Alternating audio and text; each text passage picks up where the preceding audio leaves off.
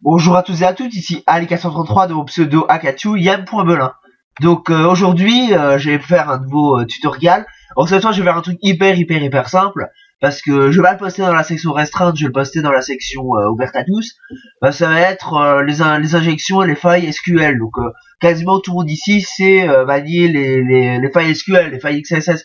Peut-être un peu moins, peut-être un jour je ferai un tuto. Mais les failles SQL, il y a des applications toutes faites pour pouvoir le faire. Donc à mon avis, ce tuto va servir qu'aux nouveaux arrivants. Je vois Katou ou Kicker ou à toutes les personnes et le staff à me rironner quand je présente ça, mais je vais ça en pensant aux nouveaux arrivants. Je vais essayer d'être simple, d'être clair, précis et détaillé. Donc oui, autre détail, Butor m'avait dit de faire une petite dédicace dans cette vidéo à lui, donc je l'ai fait. Bravo Butor et merci pour tout ce que tu fais. Donc pour exploiter une faille SQL, déjà le SQL c'est un langage en fait que l'on utilise sur internet pour toute la création de tous les sites. Donc il arrive sur un site internet, par exemple je vais prendre l'exemple de Google, qui dit plein de fichiers qui soient en langage SQL. Mais dans ces fichiers au langage SQL, il y a des failles SQL qui sont parfois exploitables, c'est-à-dire le fichier n'est pas assez bien protégé et on peut exploiter cette faille pour trouver les mots de passe des administrateurs. Donc je vous rassure, sur Adcatu, il n'y a pas cette faille, c'est protégé. C'est que sur les petits sites du style Office du tourisme du Maroc ou des trucs comme ça, ou les petits sites qu'on a créés nous-mêmes avec Dreamweaver et qui sont pas si excellentissimes. Donc pour commencer, il faut deux logiciels, Avige et MySQL Dumper 1.14. Donc MySQL Dumper 1.14, il est gratuit, 1.4 pardon, il est gratuit comparé à Avige. Donc je l'ouvre déjà. Donc si vous avez besoin, je vous montrerai rien.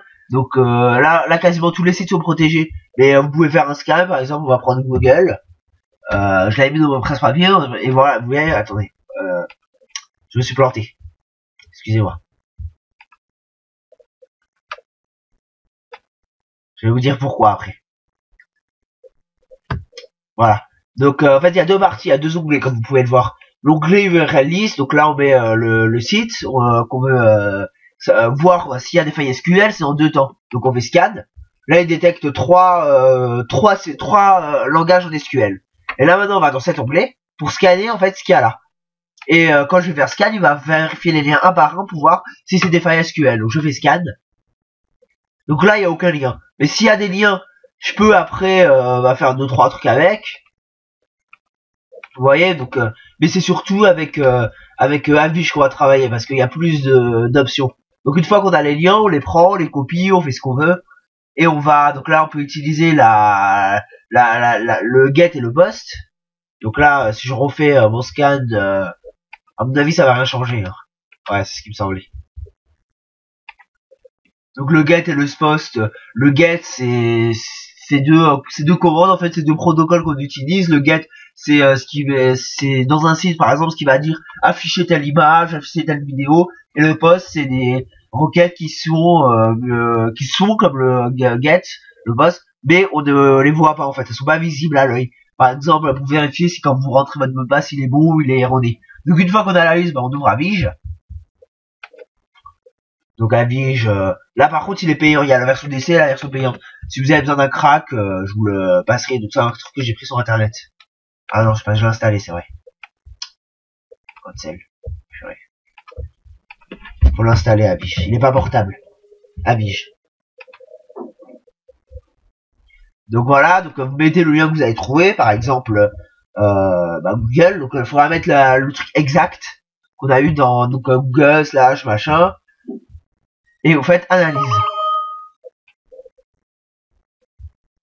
Donc là évidemment il va me dire que c'est pas en langage de SQL. Mais en tout cas quand ça sera en langage de SQL, il y aura quand la faille sera exploitable, il y aura ça, tout ça, ces trucs qui sont éteints en fait, ils vont s'allumer. Et par exemple là on peut trouver les trucs des administrateurs.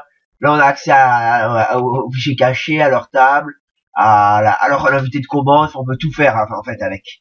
Donc là malheureusement ah oui, sur MySQL Dumper, il y a une autre possibilité pour trouver des sites, c'est à utiliser ce qu'on appelle le DDoC. Donc vous mettez votre doc en fait, vous faites scan et ça va scanner tous les sites en fait vulnérables par ce doc. On a la possibilité de passer par plein de choses, donc ça peut être par comment ça s'appelle, par Google, par le moteur de recherche que vous voulez, ça fera un scan de tous les sites. Donc vous pourrez tester, pour ça vous trouvez un site, quasiment tous les sites de nos jours n'ont pas de faille SQL exploitable. Mais si un jour vous en trouvez un, voilà, vous pourrez vous amuser et faire ce que vous voulez.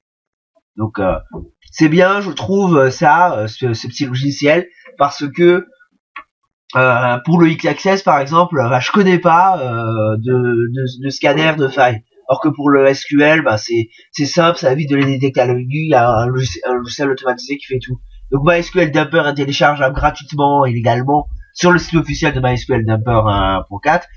Et à Vue 1.14, il y a la version DC, la version Pro. Si vous voulez la version Pro, envoyez-moi un petit MP ou un message et je vous l'enverrai. Ok? C'était Ali433 de mon pseudo Yann.Belin de Akatsu et je vous dis à bientôt pour de nouveaux tutos. Allez, bonne journée à tous.